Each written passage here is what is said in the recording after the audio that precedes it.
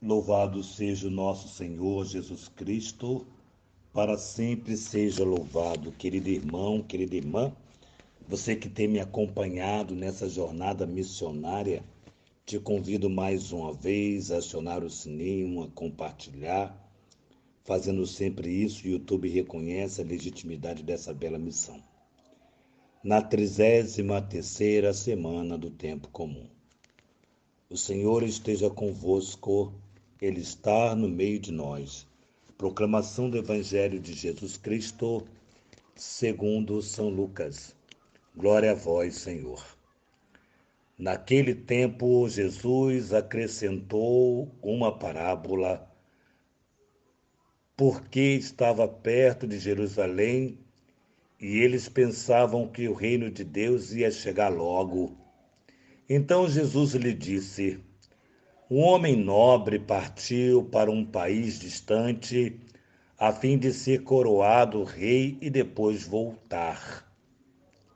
Chamou então 10 dos seus empregados, entregou 100 moedas de prata a cada um e disse: procurai negociar até que eu volte.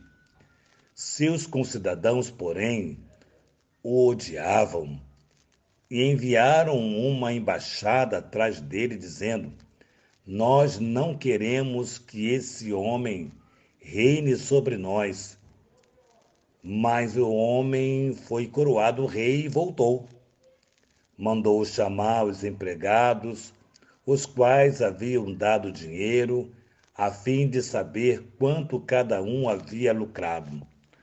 O primeiro chegou e disse: Senhor, as 100 moedas que lhe renderam mais 10 moedas. Como foste fiel em coisas pequenas, recebei o governo de 10 cidades. O segundo chegou e disse: Senhor, as 100 moedas renderam 5 vezes mais. O homem disse também a este: recebe tu também o governo de 5 cidades. Chegou o outro empregado e disse: Senhor, aqui estão as tuas 100 moedas que guardei no lenço, pois eu tinha medo de ti, porque és um homem severo, recebes o que não destes e colhes o que não semeastes. O homem disse: servo mau, eu te julgo pela tua própria boca. Tu sabias que eu sou um homem severo, que recebo o que não dei e colho o que não semeei? Então, por que tu não depositasses meu dinheiro no banco?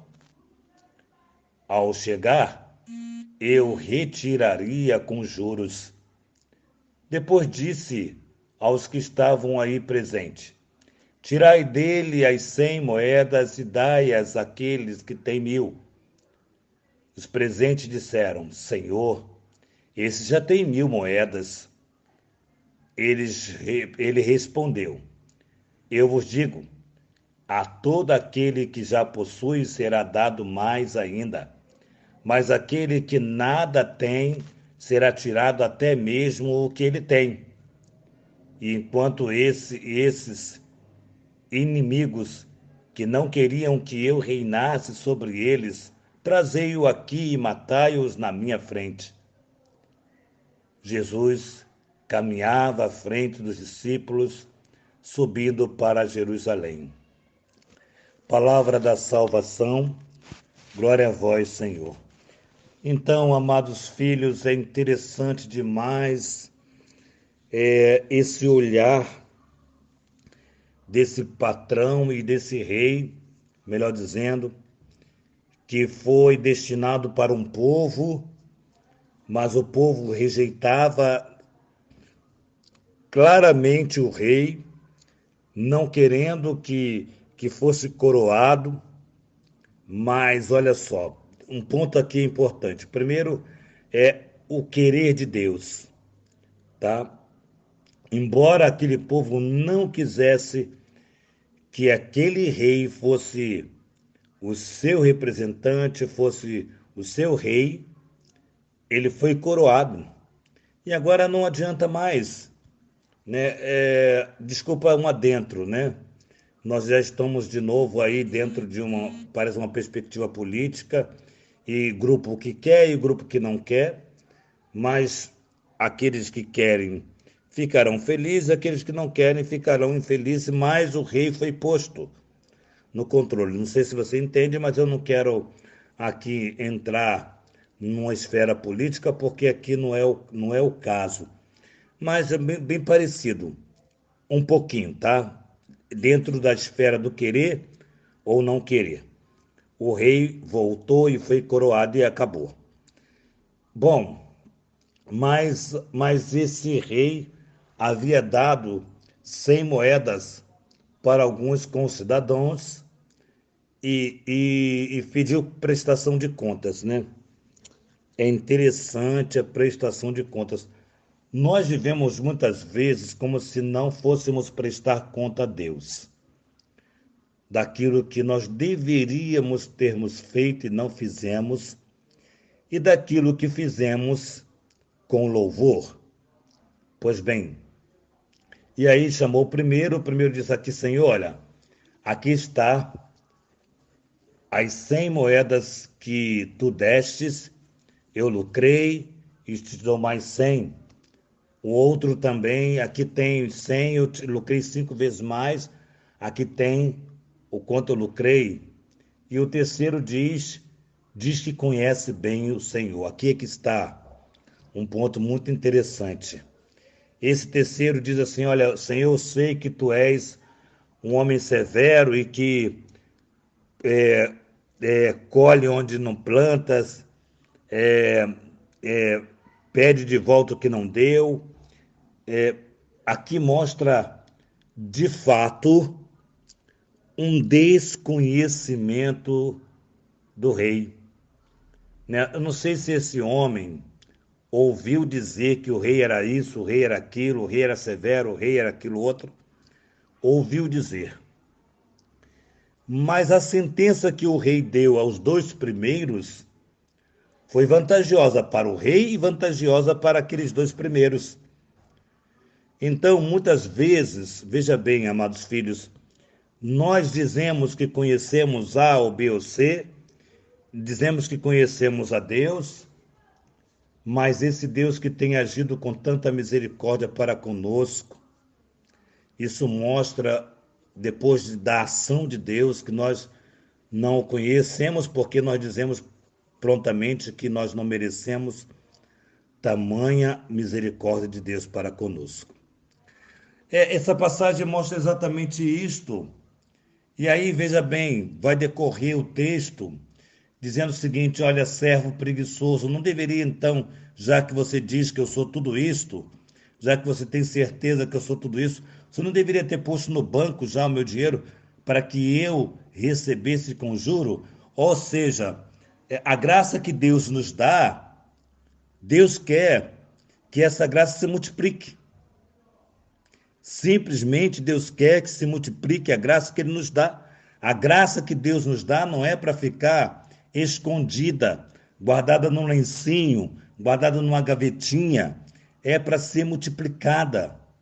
E a beleza desse texto está nos mostrando exatamente isto, né? A sua vocação, o seu dom, não é para ser escondido, não é para ser guardado, é para ser multiplicado. Tem o dom de cozinhar bem, cozinhe bem para tantos. Tem o dom de fazer uma arte, né? Uma arte sacra, uma arte moderna. Faça, multiplique isto. Tem o dom da palavra, pregue, multiplique isso. Tem o dom da gentileza, seja gentil, multiplique isto. Aqui está um ponto muito interessante, do qual nós seremos cobrados, porque o Senhor, veja bem, olha só, amados irmãos, o Senhor não vai exigir de mim nem de você nada a mais do que Ele nos deu. Simplesmente Ele vai exigir de nós aquilo que Ele nos deu. Porém, Ele quer que naquilo que Ele nos deu nós multipliquemos. não guardemos. Usemos de inteligência, capacidade daquilo que Ele nos deu para o bem daqueles que nos cercam, para o bem daqueles da nossa igreja, para o bem daqueles do nosso trabalho, para o bem da nossa casa. Utilizemos daquilo que Deus nos deu, dom maior, para o bem de todos. E aqui o Senhor faz a cobrança, já que você sabia que eu era isso, porque não fez o que tinha que ser feito. Agora veja bem, analisando bem outro aspecto bem desse terceiro que recebeu e não multiplicou. Olha, certamente ele passou fome com dinheiro. Certamente ele passou por provações ou privações, melhor dizendo, tendo recursos.